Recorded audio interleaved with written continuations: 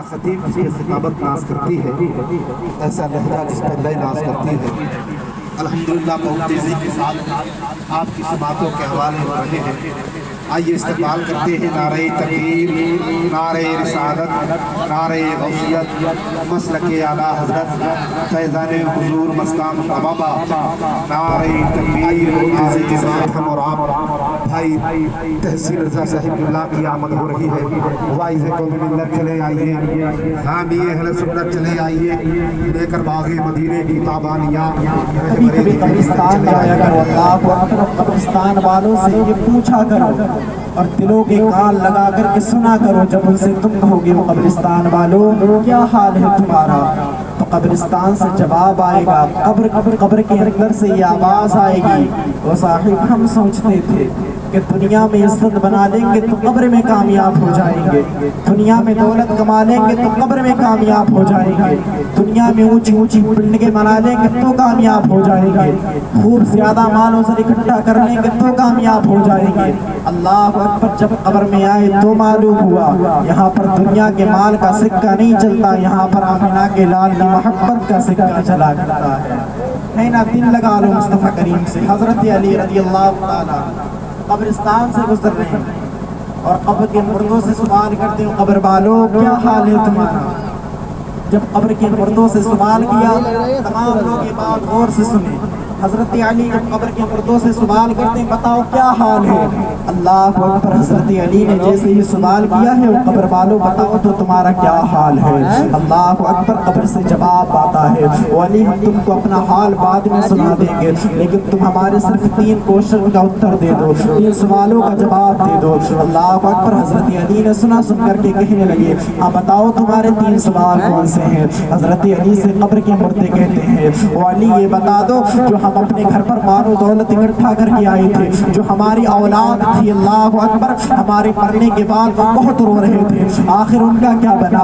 صاحبوں تو غور سے سنیے گا میری بات۔ حضرت علی نے جب یہ بات سنی تو سن کر کے کہنے لگے، وہ انسان تو سوچتا تھا کہ تیرا جب انتقال ہو جائے گا تو دنیا سے منتقل ہو جائے گا تو تیری اولاد روتے روتے مر جائے گی، لیکن جیسے ہی تجھ کو قبر میں رکھا گیا ہے 2-4 دن تیری اولاد نے سوگ بنایا ہے، اس کے بعد تجھ کو بھول گئے۔ اللہ اکبر، حضرت علی سے دوسرا سوال قبر کے مردے کرتے ہیں، وہ علی ذرا دوسرا سوال کا جواب دے دو۔ حضرت علی فرماتے ہیں، دوسرا سوال کون سا ہے تمہارا۔ وہ قبر کے مردے کہتے ہیں، وہ قبر سے آواز آتی ہے، وہ علی یہ بتا دو جب ہمارا انتقال ہوا تھا تو ہماری بیوی بہت رو رہی تھی، جو مجھ سے دنیا میں وعدے کیا کرتی تھی، اور میرے سرتاج اگر تیرا انتقال ہو گیا تو میں دنیا میں کیسے جیوں گی، میرا دل نہیں لگے گا۔ ولی اتنا ضرور بتا دو اللہ اکبر اس بیوی کا کیا ہوا ہے۔ تو صاحب دل پر ہاتھ رکھ کر کے نہیں بات کو سننا۔ حضرت علی فرماتے ہیں، وہ صاحب تم سوچتے تھے کہ جب تم مر جاؤ گے تو تمہاری بیوی بھی مر جائے گی، لیکن اس نے تو کچھ دنوں سوگ منایا ہے،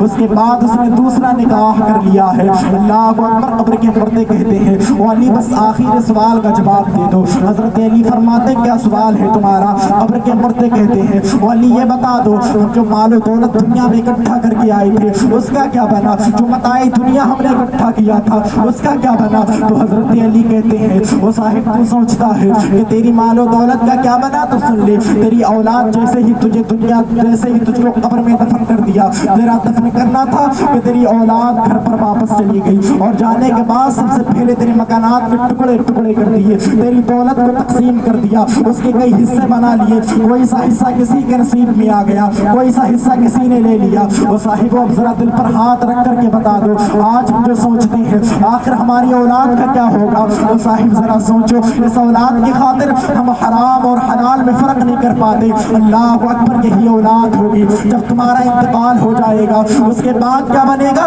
آج دیکھا جاتا ہے جیسے ہی باپ کا انتقال ہو گیا لوگ یہ نہیں سوچتے ہیں جب اس کو قبر اس کو جب غسل دیا جاتا ہے تو بیٹے وہاں سے کترا کر کے بھاگتے نظر آتے ہیں۔ وہ صاحب ان اولاد کے چکر میں تم نے حرام اور حلال میں فرق نہیں کیا۔ جب تیرا انتقال ہو جاتا ہے سب سے पहले तेरी औलाद अगर कोई चीज लेकर के बैठती है तो वो ये नहीं सोचती है आखिर बाप का कफन भी लाना है, बल्कि ये देखती नजर आती है आखिर बैंक अकाउंट की किताब कहाँ गई है, उसमें कितना पैसा है, हमको लेना है। वो साहिबो जरा सोच लिया करो, वो कब्र ऐसी जगह है जहाँ पर तेरी औलाद काम नहीं आने वाली है। अल्लाह अकबर, जिसके चक्कर में तूने रात दिन एक कर दी वो औलाद भी काम नहीं आएगी, वो बीबी भी तेरे काम नहीं आने वाली है, तेरे दोस्तों अहबाब कुछ काम नहीं आएगा। अल्लाह अकबर। कब्र के मुर्दों ने फिर कहा अली तुम क्या पूछना चाहते हो, आखिर हमसे क्या सवाल करना चाहते हो? तो हजरत अली फरमाते हैं आखिर तुम ये बता दो जब तुम कब्र में आए हो तो तुम्हारा क्या बना है? तो कब्र के मुर्दे कहते हैं वो अली जैसे ही कब्र में आए थे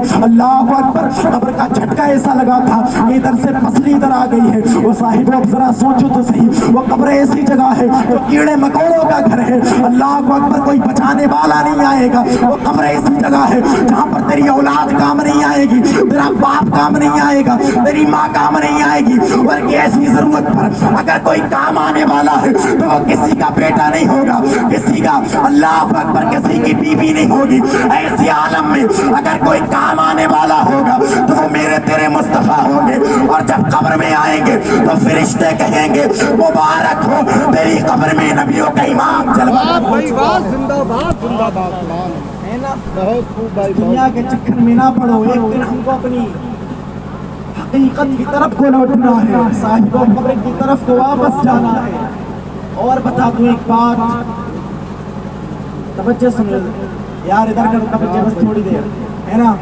सुनना चाहते तो मचल कर बोलो या रसूल अल्लाह, और जोर से बोल दो सुभान अल्लाह। अल्लाह सलामत रखे। अब सुनो, कब्र कैसी जगह है अल्लाह,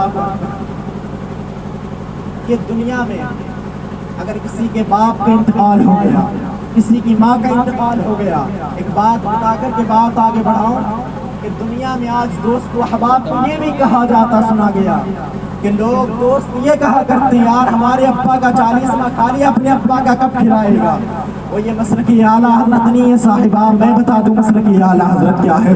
आज लोग सोचते हैं एक तो किसी के बाप का इंतकाल हो गया, किसी की माँ बेबा हो गई, उधर कोई और नहीं करता, बल्कि अल्लाह अकबर लड़कों से आकर के कहा जाता है वो मेहमान जो आते हैं जनाजे में अल्लाह अकबर रस्मन आया जाता है। अगर किसी को मालूम हो गया मस्जिद के मीनार से सदा पहुंच गई फला साहिब का इंतकाल हो गया, लोग वक्त निकालते हैं कौन से वक्त में जनाजा रखा जाएगा, वही टाइम देखा, उससे पहले अपने काम में मशगूल हो गए, वो काम से फारिग होकर के जैसे ही आए रस्मन चले गए, जनाजे में पहुंच गए, और पहुंचने के बाद उसका मुंह को देख लिया, और देखने के बाद फौरन कहा जाता है वो बेटे ये तो बता दे चावल का इंतजाम कितना किया है, आखिर मेहमानों को खिलाया क्या जाएगा? वो साहिबों में बता दूं, एक तो किसी का बाप, किसी के बाप का साया उसके सर से चला गया है, और दूसरी बात तुम पूछते हो आखिर बिरयानी के कौन से चावल लिए गए हैं? वो साहिबों ये मसले की आला हजरत नहीं है। एक तो किसी की माँ बेवा होती है और ऊपर से पूछा जाता है आखिर चावल का इंतजाम कितना है, उसके सर पर पैसे ही इतना कर्ज होता है, उसका बाप तकलीफ में गया होता है, उसके सर से शोहर का साया खत्म हुआ होता है, 50,000 का कर्जा लेकर के उसने इलाज किया था फिर भी न बच पाया, तो वो औरत आंखें दबा करके कहा करती है, आंसू बहा करके कहा करती है और बेटे जब लोग कह रहे हैं कि चावल का इंतजाम कितना है तो जाओ उस दुकान से उधार ले लो 50,000, जहाँ पर हमारा उतना कर्ज है थोड़ा और कर्ज दे देंगे। वो साहिबों मसला की आला हजरत ये नहीं है, बल्कि क्या मेरी बात को गौर से सुन ले, जब किसी के बाप का इंतकाल हो जाए, जब किसी के सर से वो आपकी शफ़क़तें खत्म हो जाए तो उसके घर जाने के बाद ये ना पूछा करो कि कितने किलो चावल का इंतजाम किया है, बल्कि जाने के बाद उससे पूछ लिया करो और उससे मुस्कुरा करके कह दिया करो वो बेटे तुझे घबराने की जरूरत नहीं है, वो बेटे तुझको रोने की जरूरत नहीं है, तुझको हमसदा होने की जरूरत नहीं है। तो वो बच्चा कहेगा आखिर चचा जान कहना क्या चाहते हैं,